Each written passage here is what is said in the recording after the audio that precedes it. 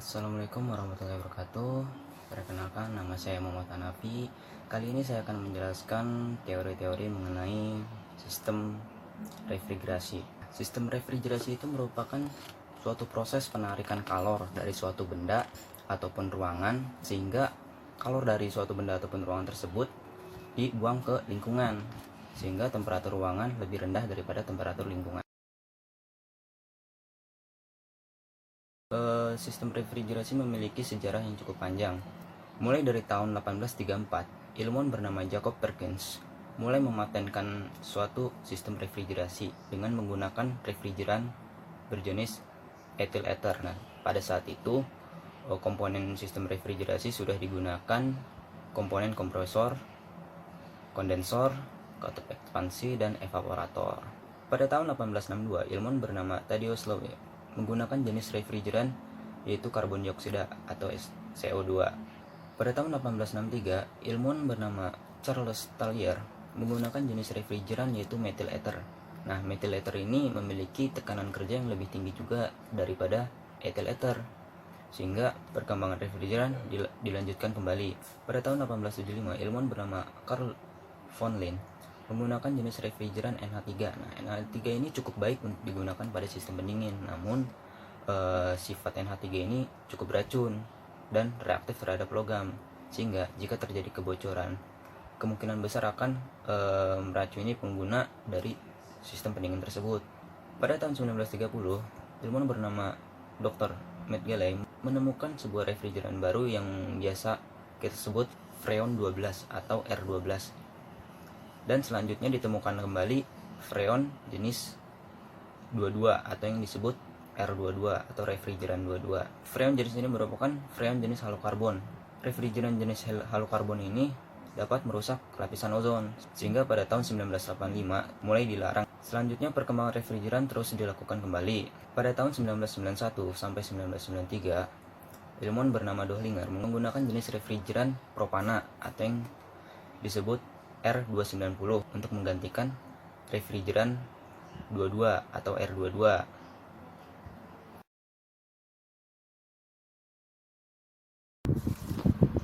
Oke, kali ini saya akan menjelaskan proses siklus kompresi uap pada sistem refrigerasi.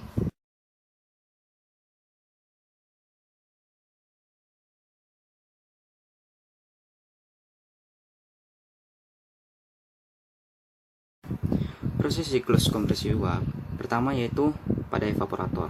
Di evaporator, refrigeran menyerap panas dari dalam ruangan. Oleh karena itu, temperatur refrigeran meningkat, sehingga pada kondisi 1 di sini merupakan fase saturated vapor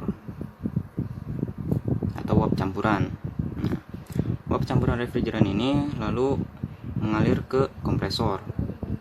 Di dalam kompresor, tekanan dan temperatur dari refrigeran meningkat, sehingga pada kondisi 2 ini fase dari refrigeran yaitu superheated vapor atau uap yang sangat panas. Nah, uap yang sangat panas ini kemudian dialirkan menuju kondensor untuk dikondensasikan. Nah, setelah refrigeran dikondensasikan, refrigeran keluar kondensor dalam keadaan fase saturated liquid atau refrigeran sudah berbentuk cair, suhunya pun turun. Nah, habis itu refrigeran mengalir kembali ke katup ekspansi. Nah, katup ekspansi ini untuk mengatur aliran dari refrigeran. Nah, pada kondisi 4, fase dari refrigeran menjadi saturated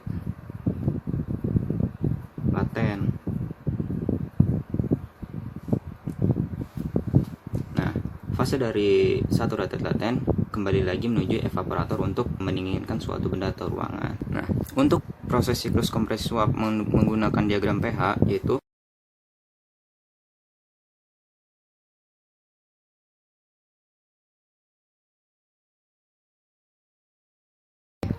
pertama mulai dari evaporator. Nah, di sini posisi evaporator yaitu refrigeran menyerap panas dari dalam ruangan.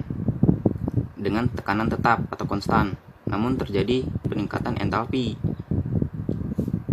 atau di sini H1.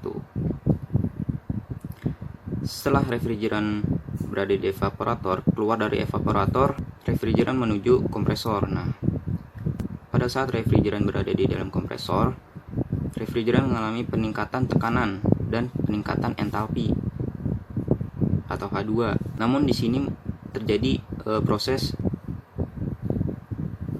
entropi konstan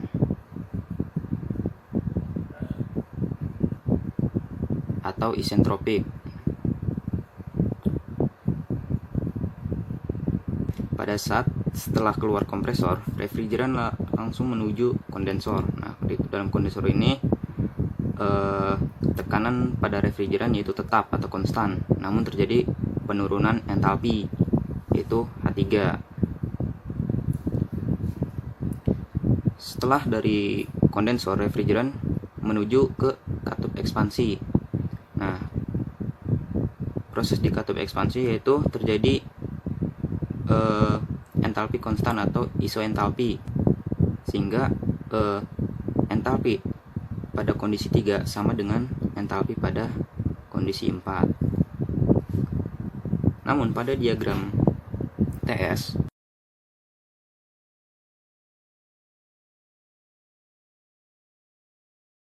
di sini merupakan proses evaporator, di mana refrigeran menyerap panas dari dalam ruangan. Ini saya jelaskan dalam kondisi idealnya.